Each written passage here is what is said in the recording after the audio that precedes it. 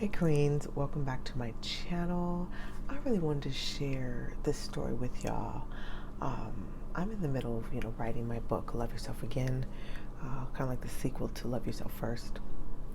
And in the book, I'm telling the story about a lot of stories, but this one in particular about when I had broken my foot. I broke my fibula. It's a little small bone in your foot, and I had to be in a wheelchair. And at that time, I was separated from my husband. And the only reason why he had to come back, he came back, is because I broke my foot. And, we had 6 kids, and I didn't have anyone else to help. And so he came back, and that was in, I think November is when I broke my foot. No, actually, yeah, it was in November. It was in November, right before Thanksgiving. And so I broke my foot. He had came home, and I just assumed that he was going to, make Thanksgiving. I had broken my foot. Come on now. So I'm wheeling myself around. I have a newborn baby. He's about March, April, May, June, July. He's about 8 months. Not newborn, but he's still a new baby. Nursing a baby, taking care of baby all night, broken foot, taking care of the other kids still too. He's not working at this time or nothing like that. And so I'm assuming that he's going to make Thanksgiving dinner, like a good husband would. But he had never helped with Thanksgiving before. We had been married about probably 6 years at this time. And so we're on our way back from a counseling session, and I was just randomly talking about Thanksgiving. I love holidays. I get excited about it and everything. And I just had made a comment assuming that he was going to cook. He said, "I'm not cooking Thanksgiving dinner." And then I was like shocked. And I don't remember exactly what I said. I mean, what do you mean you're not cooking dinner? My foot is broken. He said, "You didn't ask me to cook Thanksgiving dinner." And I was like, I didn't think I had to ask you. My foot is broken. And for some reason, I don't know why I was shocked, because throughout our marriage, he had shown me that he had no character, no integrity, no real concern for me or our family and his own children. But somehow this was shocking to me. But y'all ladies, when we're so wrapped up in wanting to believe who someone is, wanting to believe the best about somebody, even though they showed us they behind. They gave us the behind to kiss, the foot to kiss, everything. They just don't care. But I still wanted to believe that he was better, that he could be better. And of course he could have been better. I'm sorry, I'm trying to put my makeup on and everything, but he chose to not be better. He chose to be a jerk. He chose to be some other words that I don't use. And I was surprised at this, even though he had shown me over and over and over and over again. The same man who had, left, walked out and abandoned us several times. And his own mother, while she was in the hospital, getting ready to pass away. It had happened right before I had broken my foot. And it was really just a bad situation. It had been bad for a long time, and I just really honestly didn't want to see it, because I just didn't want to believe it. And everything that I had believed about this person, everything that I thought about, our relationship and how we got together, and how I thought it was God, and how I thought it was good, and I thought this was it after all that had been through my first marriage, that being an abusive, physically and emotionally abusive marriage, that I had overcome all that, I had healed, or so I thought, and that it was going to be real this time, that I was going to have my happy little family, big family at this time, and that we were going to ride off into the sunset. I was going to fast my way to getting him free, going to pray my way to getting him free and set free. Some people don't want to be free. As crazy as that may sound for people who are trying to grow and trying to be better versions of themselves, who are trying to heal. The Queen, This making me look crazy because I'm not even looking in the mirror. Some people don't want to heal. Some people are so comfortable being victims in the story where they made themselves the victim. Or maybe they were victims when they were children. But then they decide to be perpetrators by victimizing other people through their own pain and their own trauma. And then they use that to make people feel sorry for them.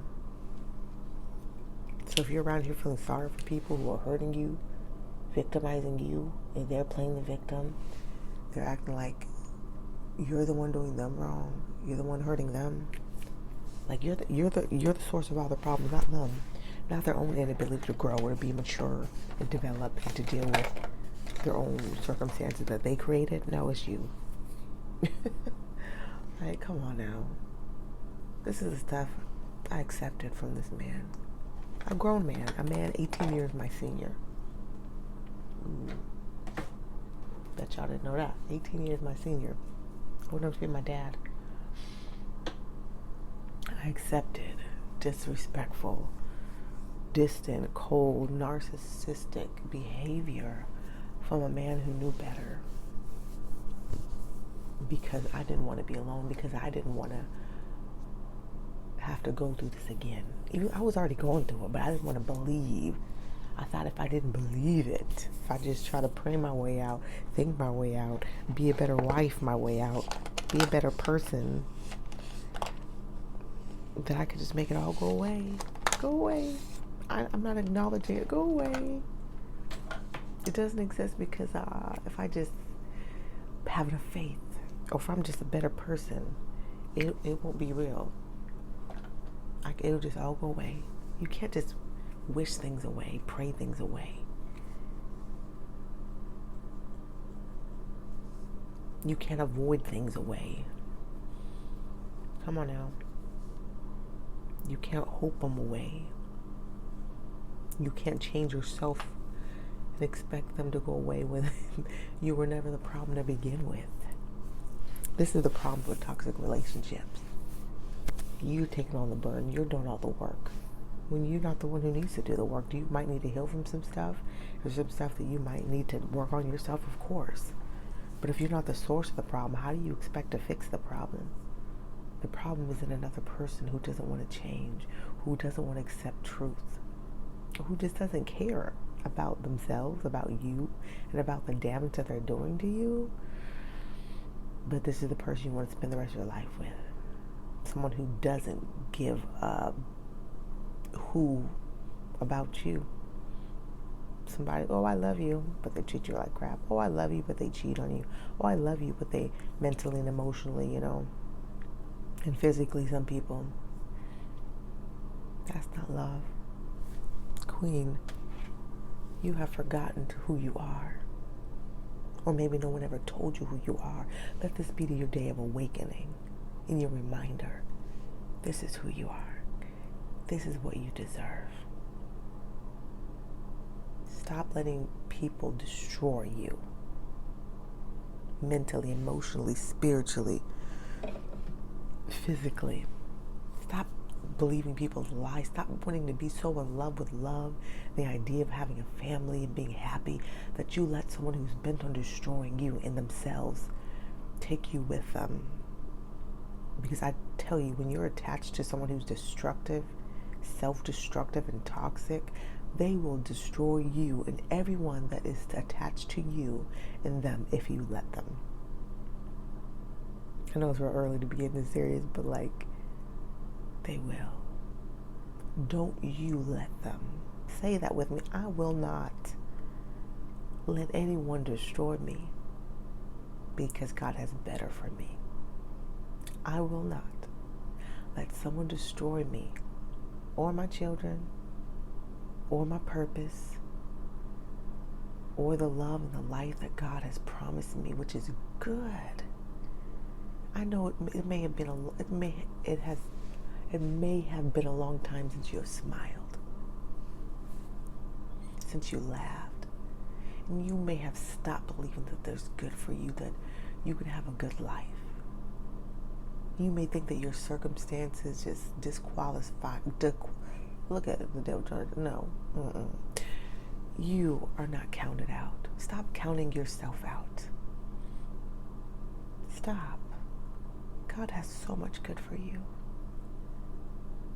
You have to start believing it, and you have to cut off the cancer that is killing you, which is that person, so that you can be healed, your heart can be healed, that you can forgive yourself from the stuff that you tolerated, that you know you shouldn't have tolerated, so you can stop beating yourself up and blaming yourself for the stuff that people have done towards you, so you can learn to love yourself again, reconnect to yourself again, put yourself first, and rediscover who you are, because you've forgotten. Because if people who know who they are don't let people treat them like dirt. People who know their purpose and know their worth and value don't let people drag them through the mud and still chase and hang on to them like their salvation. God is salvation, not a person. Yeah, you may have given them your time, your attention, your focus, but baby, they ain't it. That's not it. So take your attention off of them and off of everything that you thought they were, everything that you wish they could be, all the potential that you see that they have. That don't mean a thing if they don't see it themselves and work towards developing that potential. So, yeah, I did it. I did all the dumb things. And many of you have too. And don't feel ashamed, because that shame ain't gonna get you nowhere. Feeling stupid, dumb, calling yourself names, beating up on yourself, that's not going to get you nowhere, but back in the same situation. Because you will think, oh, I deserve this because I made these decisions. I made a dumb choice, so I must be dumb. I did stupid things, so I must be stupid. No, you're not. Girl, you better get this affirmation book. Start telling yourself the truth about yourself. This is one about confidence. I got, 100 affirmations to help with toxic people, encourage healthy relationships, and develop confidence. I make everything better. I am whole. I am a blessing. I make good decisions. I make everything better. I think I said that already. I know who I am. I am a queen. Yes. This ain't just books. This is healing. This is deliverance. This is like freedom. If you've been praying or trying to find a way, to have positive thoughts, to get yourself back together, girl, that series will get you together. I'm going to start a small group of women to go through that. So we can get to that healing process, to recover your worth, your identity, who you are outside of those toxic relationships, who you are, and how to heal. So you don't have to keep going through that, y'all. And y'all better read this, because I'm working on part 2, and it's going to be off the chain. It's how to create standards and set boundaries and stop being a doormat. It's called Love Yourself Again. It's going to be out this year. I'm working on it now. And as I get time dealing with the kids and summer's being on summer break, I'm working on it, as well as stuff for authors. So if you came here to that channel wanting stuff for learning how to become an author, ooh, tongue twisted, that's coming too. So stay tuned, keep getting this knowledge, this wisdom, and love yourself, queens. You are so worthy. Stop letting yourself or people convince you that you need someone to tell you that you're worthy. I'm talking quiet because my kids are asleep, so that's why I'm talking quiet, okay? Be quiet. Don't wake them up. But you're worthy. Love yourself. Love yourself again. Love yourself again. Love yourself again. I know you played the fool. Girl, I played it too. Love yourself again. I know they did you wrong. That's why I wrote this song. Love yourself again. I love you, queens. Watch this video again if you need to. Watch some more of my other videos. Stay encouraged. And don't be out here listening to these fools trying to tell you that you ain't nothing. Come on out. Don't do that. Listen to encourage people. People who encourage you, uplift you, and help you to go higher. Not help you to feel down in the dumps. There's enough that already does that. That's not smart. And you are smart and beautiful.